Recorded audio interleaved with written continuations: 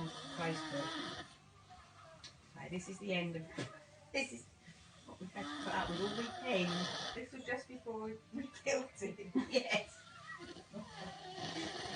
This is poor Mel threw him out in the street. The thing is, his chin's gone. I know. He's just got one big long neck.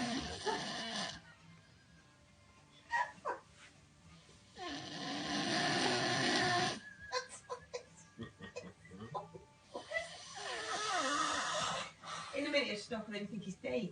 Oh my God, he's stopped.